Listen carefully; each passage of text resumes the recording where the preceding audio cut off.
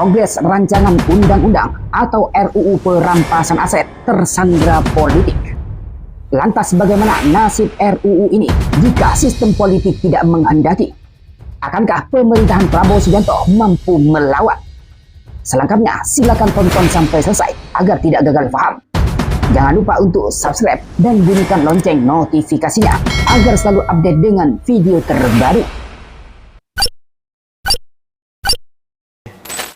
Assalamualaikum warahmatullahi wabarakatuh.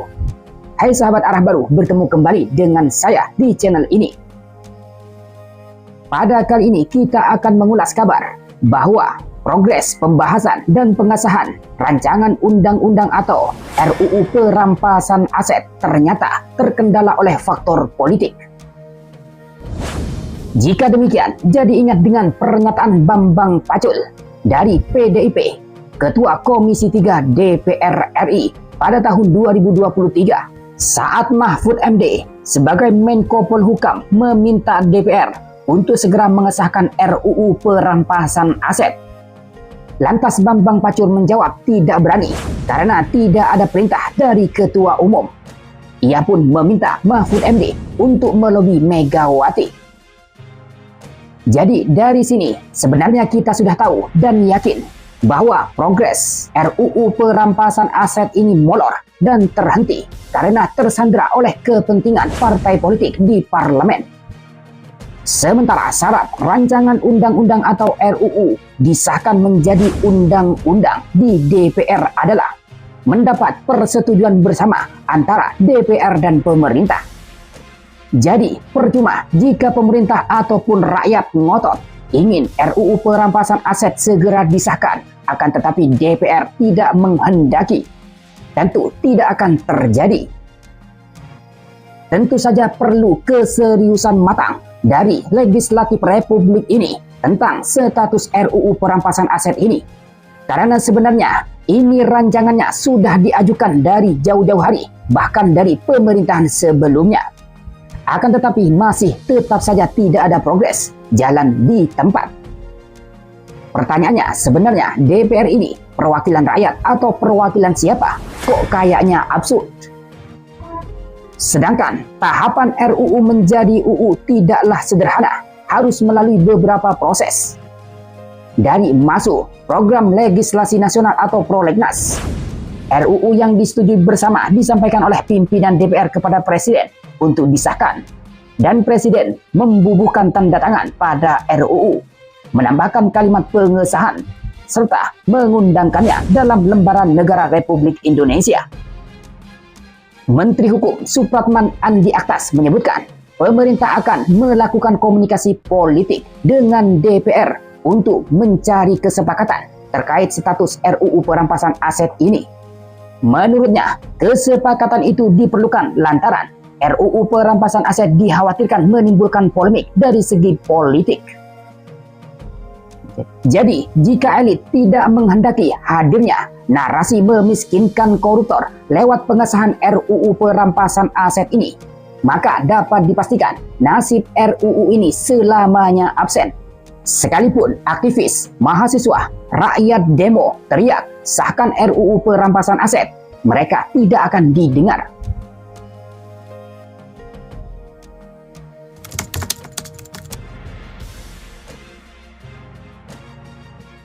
Anggota Komisi 3 DPR RI dari fraksi Partai Golkar, Sudeson Tandra, menyambut positif rencana Menteri Hukum Supratman Andi Aktas terkait komunikasi dengan seluruh partai politik di parlemen untuk membahas rancangan undang-undang perampasan aset.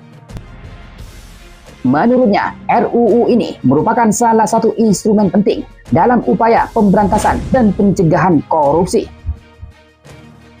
Sejatinya RUU ini telah masuk dalam daftar program legislasi nasional atau prolegnas jangka menengah tahun 2025-2029 meskipun belum masuk dalam daftar prioritas tahun ini.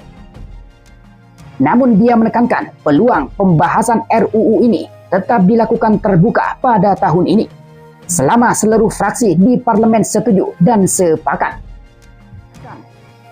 Sedangkan anggota Komisi 3 DPR RI dari fraksi PKS, Muhammad Nasir Jamil, menilai DPR siap mendalami rancangan undang-undang perampasan aset ini.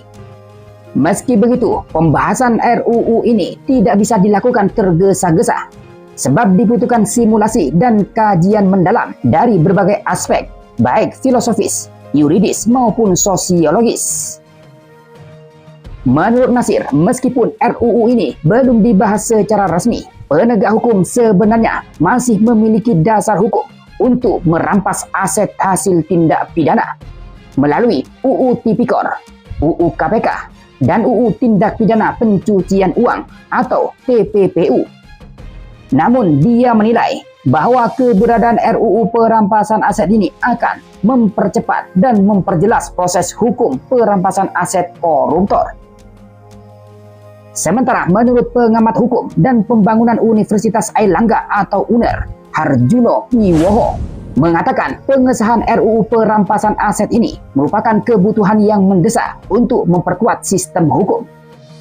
Dengan memberikan wewenang lebih besar kepada lembaga penegak hukum, RUU ini diharapkan dapat mempercepat proses perampasan aset dan meningkatkan transparansi serta akuntabilitas dalam pengelolaannya, ujar Harjuno dalam keterangan tertulis Kamis 10 April, dikutip dari Antara. Sebelumnya, Menteri Hukum atau Menkum Supratman Andi Aktas menyebutkan bahwa progres rancangan undang-undang perampasan aset belum juga disahkan karena terkendala soal politik.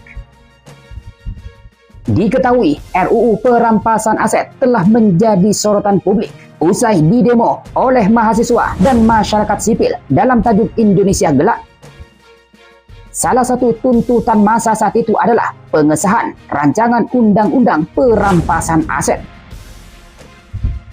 Selain itu, dalam Musyawarah Nasional atau Munas Alim Ulama Nahdlatul Ulama pada tahun 2023 dan Konferensi Besar atau Kombes Nahdlatul Ulama pada tahun 2025 mendorong pemerintah dan Dewan Perwakilan Rakyat Republik Indonesia untuk segera membahas dan mengesahkan RUU perampasan aset.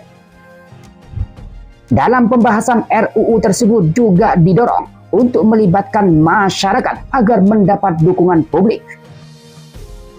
Lantas, bagaimana menurut pendapat sahabat Arah Baru dengan kabar ini? Silakan sampaikan pendapat Anda di kolom komentar di bawah. Dari saya, terima kasih. Wassalamualaikum warahmatullahi wabarakatuh.